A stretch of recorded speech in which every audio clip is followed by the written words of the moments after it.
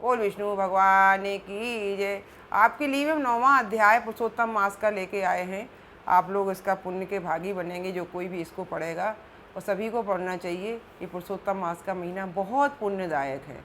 हमसे जितना भी पूजा पाठ दान पुण्य बन सके उतना करना चाहिए। 9वां अध्याय आपको बोल रहे हैं हम, सुनिएगा।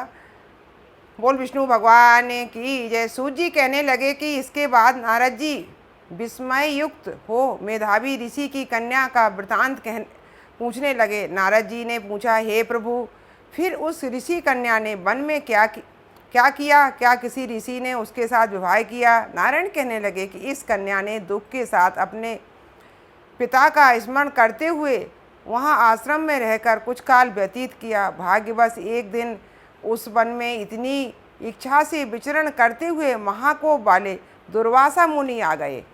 आश्रम में मुनि को आता हुआ देखकर शोक सागर में डूबी ही उस कुमारी ने उठकर धीरज धारण करके मुनि के चरणों में नमस्कार किया।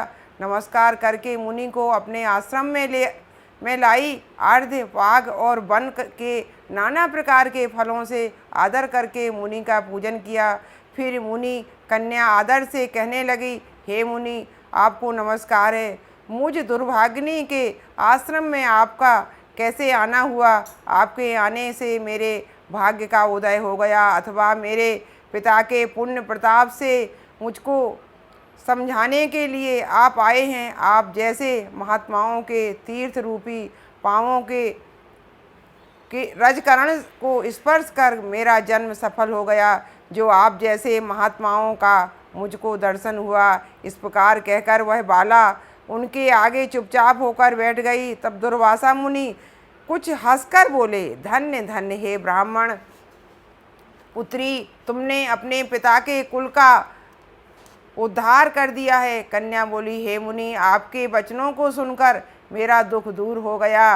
हे मुनि, आप कृपा कर ऐसा उपाय बतलाइए जिससे मेरा दुख दूर हो। मैं दुख शोक में अग्नि की ज्वाला से जल रही हूँ। इस अग्नि को शीघ्र बुझाओ। मेरे हर्ष उपजाने वाला और कोई नहीं दिखाई देता। मुझको धैर्य देने वाली ना तो मेरी माता है, ना पिता, ना भाई।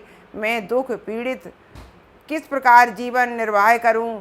जिस दशा को देखती हूं वही अंधकार दिखाई देता है। अतः हे तपोनिधि, मेरे दुख को दूर करने का उपाय जल्दी करिए। ऐसा कहकर वह बाला उनके आगे बैठ गई।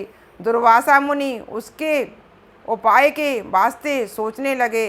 श्री नारायण कहने लगे, हे नारद, इस प्रकार मुनि कन्या के वचनों को सुनकर मुनि दुर्वासा विचार कर अत्यंत कृपा करके इस बाला को देखकर कुछ हितकारक वचन बोले। 9वां अध्याय समाप्त। श्रीमन नारायण नारायण नारायण भजमन नारायण नारायण नारायण लक्ष्मी नारायण नारायण नारायण। बोल विष्णु भगवान की जय।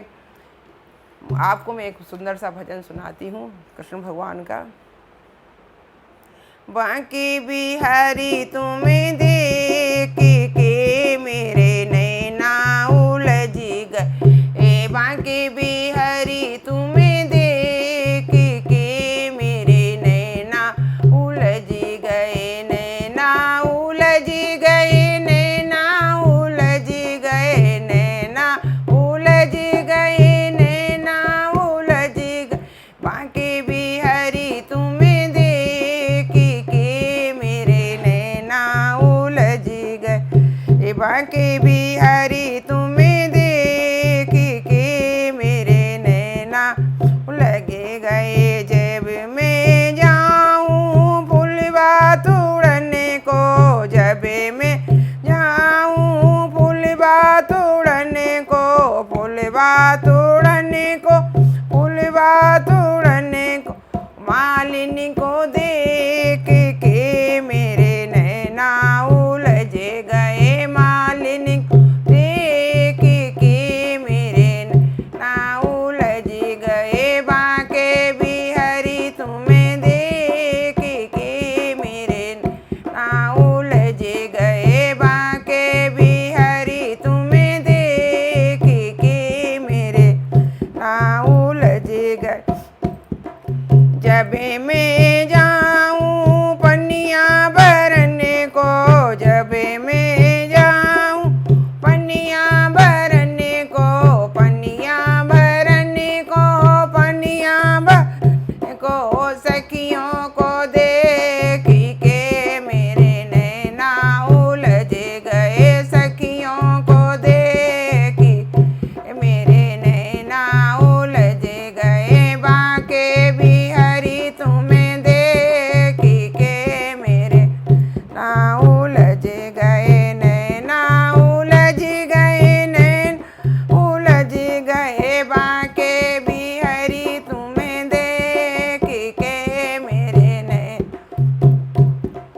जब मैं जाऊं यमुना नहाने, जब मैं यमुना नहाने, यमुना नहाने, यमुना नहाने, काली नाग देख के मेरे ना उलझ गए, काली दह देख के मेरे ना उलझ गए, बाके बिहारी तुम्हें देख के मेरे नैना उलझ गए, नैना उलझ गए, नैन उलझ गए, कृष्ण बिहारी तुम्हें देख के मेरे नैना उलझ गए। बोल बांके बिहारी लाल की, बोल नंद के गोपाल की जय।